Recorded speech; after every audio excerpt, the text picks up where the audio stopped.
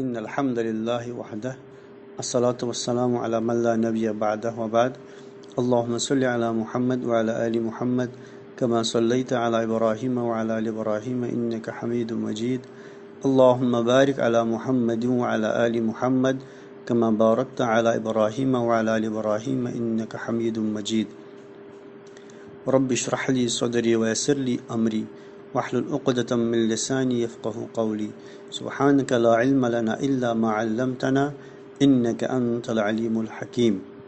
However, it was in 20th century, Rutherford, one of the physicists, who proved the split of atom. That the atom is split into quarks, and then even the quarks are still fragmentized. Which means it doesn't have the absolute nature. And second important thing, through the Big Bang, now it is all established that the universe was created out of nothingness. This whole universe, this whole cosmos was created out of nothingness. There was nothing and it was brought into existence. And then there was a process of this to bring it into existence that they call Big Bang theory. Inshallah, some other day we discuss some of the important elements of the Big Bang theory and how it helps us to understand the creation concept. It's not just a chance which brought this beautifully designed universe into existence. Now coming back to the topic khalq, so Allah subhanahu wa ta'ala created the creation. And one important thing which Imam Abu Ja'far al-Tahawi rahimahullah also mentions is that when he creates, it's not that when he created that he got the name creator. It's not because he created the creation that he earned the name the creator. Nor by his making it did earn the name the maker or the bari, al-khaliq, al-bari, al-musawwir. So Allah subhanahu wa ta'ala is khaliq bila makhluq, because his attributes are eternal and everlasting. His attributes are beginningless. So he is khaliq before creating the khalq, before creating the creation, he is creator. And his bari is the originator, he is the maker who brings the things into origination, who brings the thing into existence, brings them to the surface. He is the bari. But he was the bari before originating them. So his khaliq, he's not khaliq that he's bound to create, then and only then he is khaliq. It's not that he is bari only and only when he brings into the origination, when he originates the things. He is bari before originating the things. He is khaliq before creating the things. That's our concept about Allah subhanahu wa ta'ala as far as his khaliq and his being khaliq and his being bari is concerned. So he is the absolute creator who knows each and everything. And as far as the khalq is concerned, as I said, they are now mainly, though there are many interpretations to this concept, or there are many theories regarding the creation concept. So here we are going to just discuss about two main theories. One is the creation concept. Second is, which is against to it, that is the evolution concept. As far as the evolution is concerned, evolution concept, they say that this universe is of its own. There is no creator behind it. As far as the creation concept is concerned, we believe that there is one creator who brought this universe into existence, who created this, without whom nothing could have existed. It is his will, he wished it to happen, it happened. And if he didn't will, hadn't he willed this to happen, it could not have happened the way it is now. So one is creation concept, second is evolution concept. As the majority of the believers, majority of the people of the world believe that there is a creator who created this universe. Opposite to this thought is, which is now being promoted among the educated circles, that is the concept of evolution, that the universe evolved. So we use the word created, they use the word evolved. Evolve, when you say evolve, it is something spontaneous, something automatic, mechanical, which doesn't need any external agency to bring it to existence. So as far as the concept of khalq is concerned, now one thing is clear, that the khalq exists, the creation exists, this dunya exists, this world or this cosmos exists, this huge space, this unlimited or uncountable, innumerable stars, innumerable galaxies, they all exist. And then our own planet exists, and there are many things on the planet. So as far as the khalq is concerned, the creation is concerned, the baseline is that all the people of the world, they believe that yes, this exists. Except a few radical skeptics, which I discussed the other day, that they are skeptic about their own existence. How could a person discuss with them when they are not sure enough about their own personal existence? Talking about the 99.99999 people, 99% people, they all believe that this universe exists, this creation exists. Now there can be three possibilities about this creation, and we are going to discuss about these three possibilities. One possibility is that this, or we can say, when we reflect or contemplate upon the creation, there are three options left with us to believe in, or in one of the three we have to believe. Or we can say there are three options to understand the creation. One option is that, or the first postulate we can say, that there was a series of causes that bring this universe into existence. So causes create the thing. أوجدته الأسباب. The first argument is, the first postulate is that أوجدته الأسباب means a long series of causes brought this universe into existence without any creator. Just the blind causes, they brought this universe into existence. This is one. Second postulate is that تشكل بنفسه, that this universe was created of its own. There were no any long series of causes, rather all of a sudden this came into existence. تشكل بنفسه. The first one is أوجدته الأسباب, that the causes create the thing. A second argument or second postulate about this creation is تشكل بنفسه, means that the things were created of their own, or things create themselves. Spontaneously they got evolved, they came into existence, they surfaced, and they are without any creator.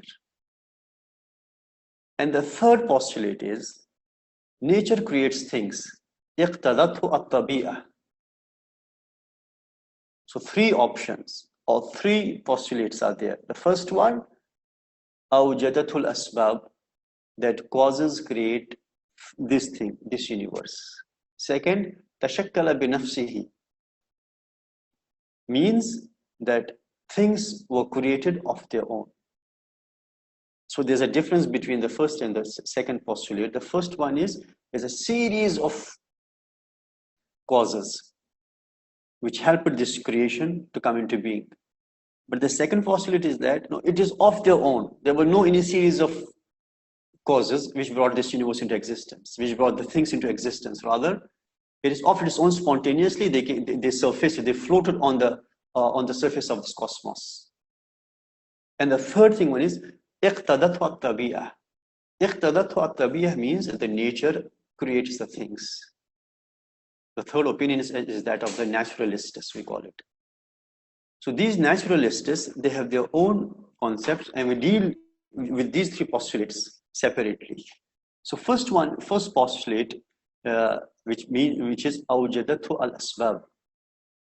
That means causes create this thing, or causes create this universe. There are many causes, a series of causes. And the first postulation to explain creation is that of causes being the creator. So we can say, instead of using the word creator, the first argument uses the word causes. So causes being the creator brought all the things into existence. In other words, this universe came into existence as a result of collaboration among certain causes. There was a collaboration of certain causes which helped this universe to come into being. For example, the existence of a flower, a beautiful flower, fragrant flower. So according to this view, is a result of teamwork between the sunlight, sufficient sunlight, warmth, water, soil, and different ingredients in the soil. These things were collaborating together. Sufficient amount of sunlight, then sufficient amount of warmth, then the sufficient amount of the water, and the specific amount of the soil and the ingredients within the soil. So all these different causes were collaborating with each other, and their collaboration brought the flower into existence. This is what we call it awjadatu al-asbab. There were many factors responsible for the creation of the flower. And as far as if we go back to the history, the atomists such as Lysippus and his pupil Democritus, they defended the notion that there is always a scientific or mechanical explanation for every event in the universe, as opposite to cosmologists like Plato and Aristotle, who sought explanation through prime mover, that there is one mover who moves all these things in a proper direction, in a perfect direction. Or they call it first cause, or they call it the purpose.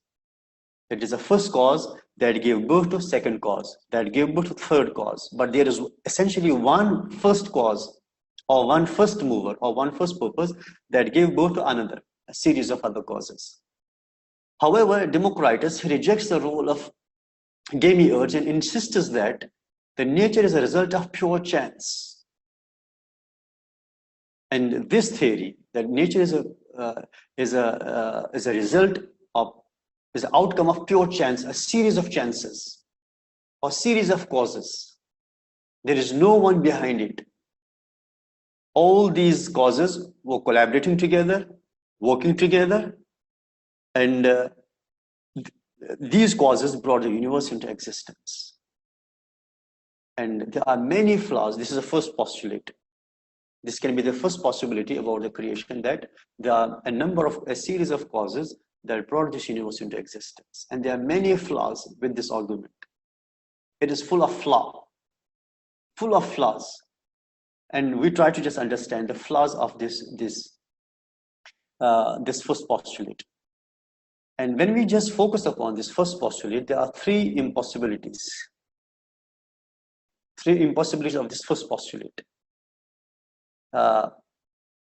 It is mathematically fallacious to accept that the excellent order and the design in nature occurs as a result of some unintelligent chance. When we see our design argument is with us to prove that there is the design has a great designer behind. So in order to make it easier to understand, so this example is that of a pharmacy. A pharmacy came into existence by pure chance. In pharmacy, we know that there are a number of medicines and a different variety of medicines, different qualities of medicines. And these medicines are made up of different physical and chemical substances.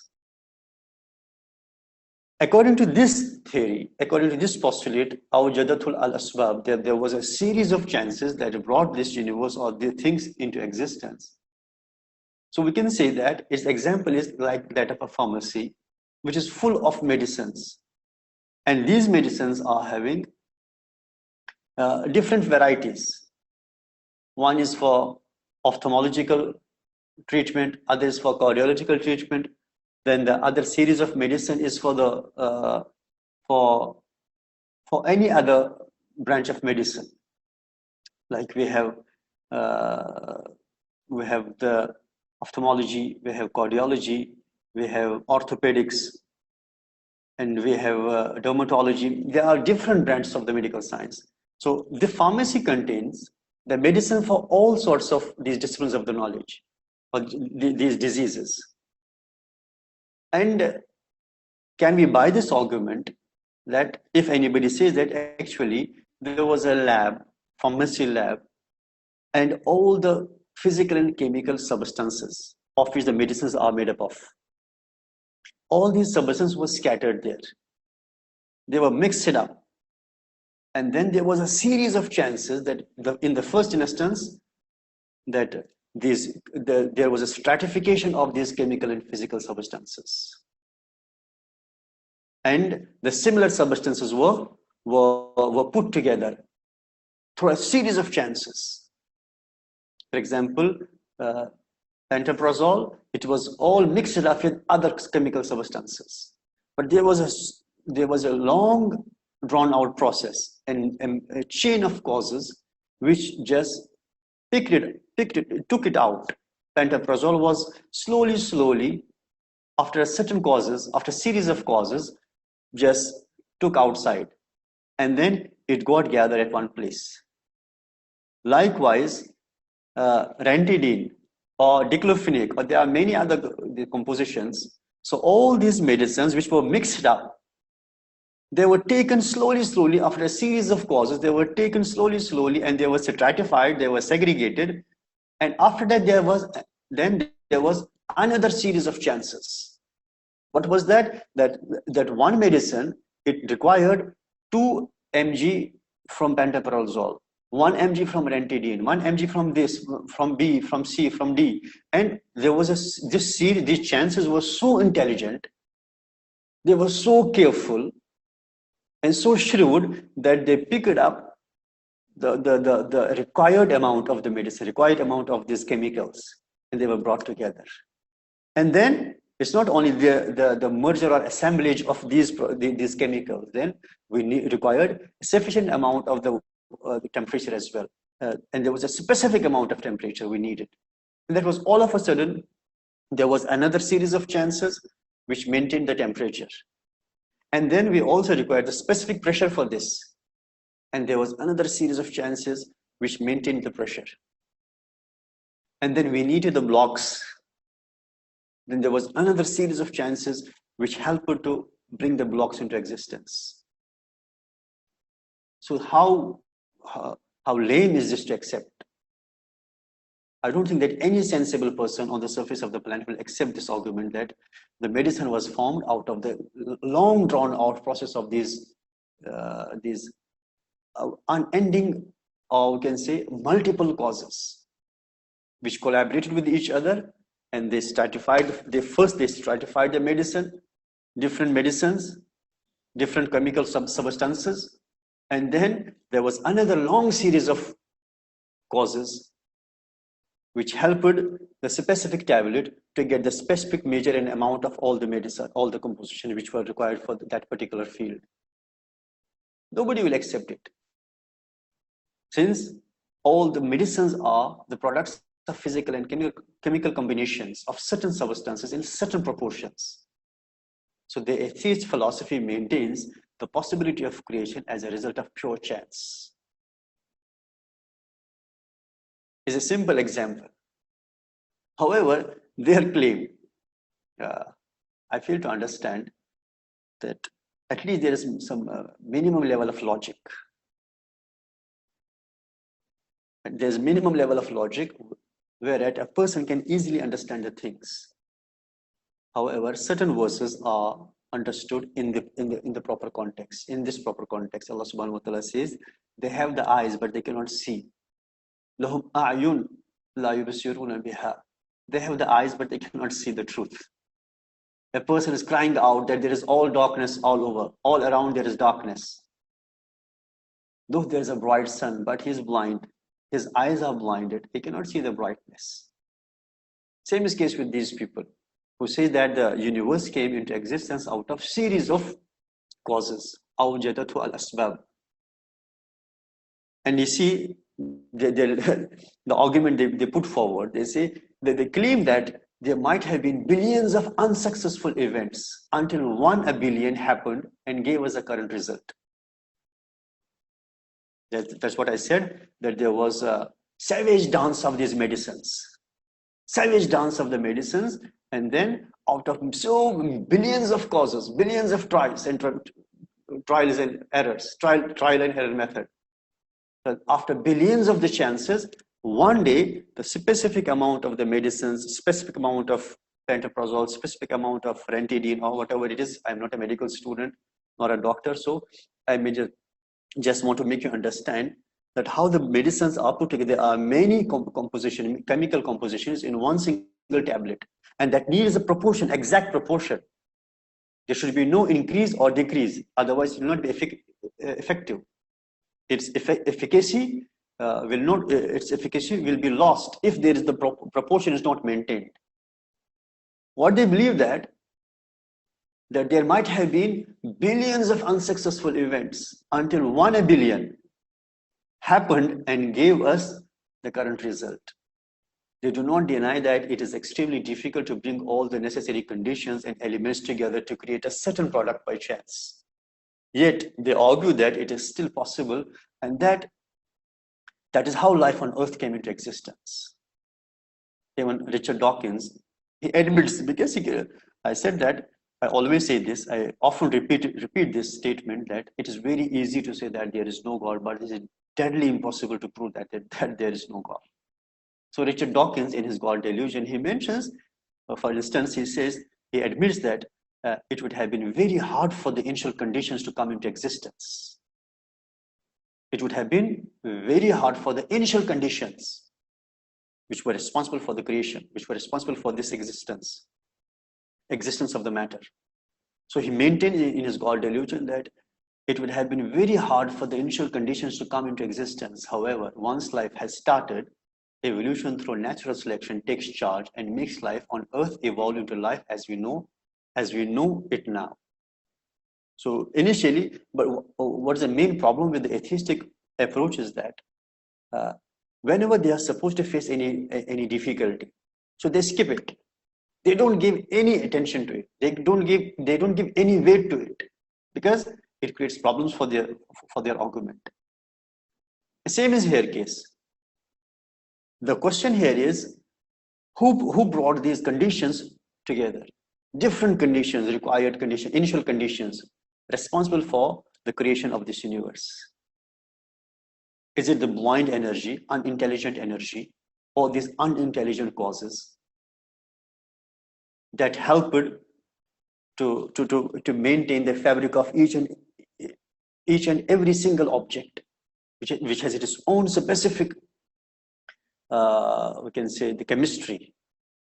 Every single object has its own specific chemistry.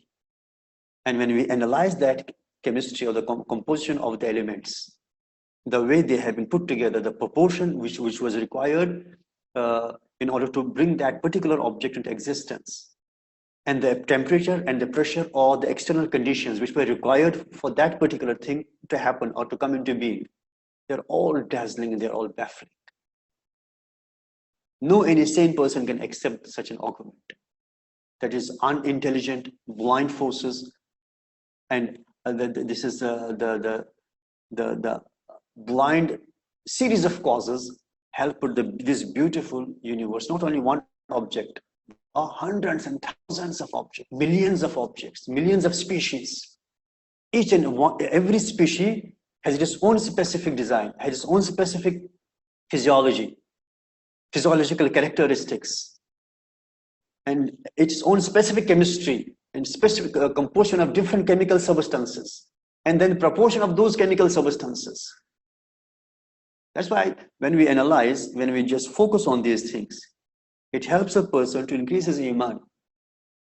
Tafakkur, this contemplation upon the creation.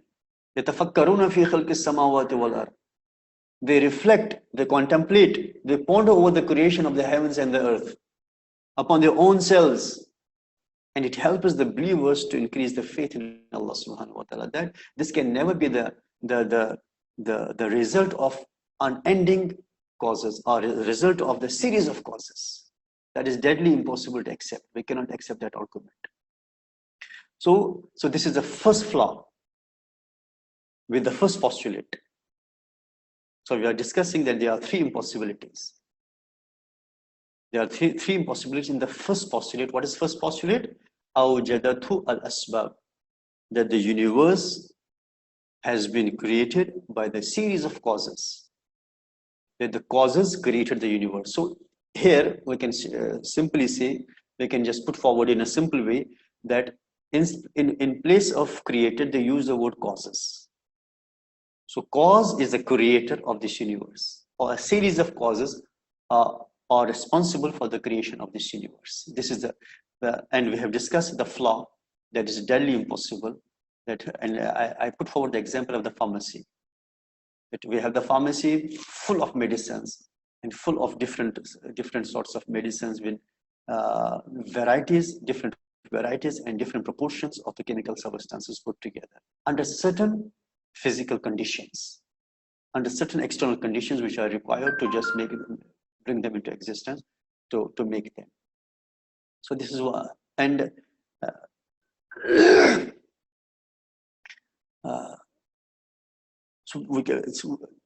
as we discuss the pharmacy concept, so we can say that the vital substances in this vast pharmacy of the universe. You imagine now this is the whole universe is a pharmacy lab, which are measured on the scales of divine, determining a degree of the all-wise and pre-eternal one, the one without any beginning, the one without any ending. And the vital substances in this vast pharmacy of the universe, which are measured on the scales of divine, determining a degree of the all-wise and pre-eternal one, can only come into existence through boundless wisdom, infinite knowledge, and all-encompassing will. The unfortunate person who declares that they are the work of blind, deaf, and innumerable elements and causes and natures which stream like floods, and the foolish, delirious person who claims that wondrous remedy poured itself out when the files were knocked over and formed itself, are certainly unreasonable and nonsensical. Indeed, such denial and unbelief is a senseless absurdity. We cannot accept it, that the medicine or the chemical and the physical substances in different files or in different bottles. There was a random chances, random mixture of and all these things, and there was a series of such things which brought this into existence. So we cannot buy this argument, because this is against the sound human reason. The sound human reason won't accept this could have happened in this blind manner, blindly and unintelligently. Subhanallah wa bihamdihi, subhanakallah wa bihamdik, ashhadu an la ilaha illa anta, astaghfiruka wa atubu ilayk. Subhana rabbika rabbil izzati amma yasifun, wa salamun alal mursaleen, walhamdulillahi rabbil alameen. Wassalamu alaikum wa rahmatullahi ta'ala wa barakatuh.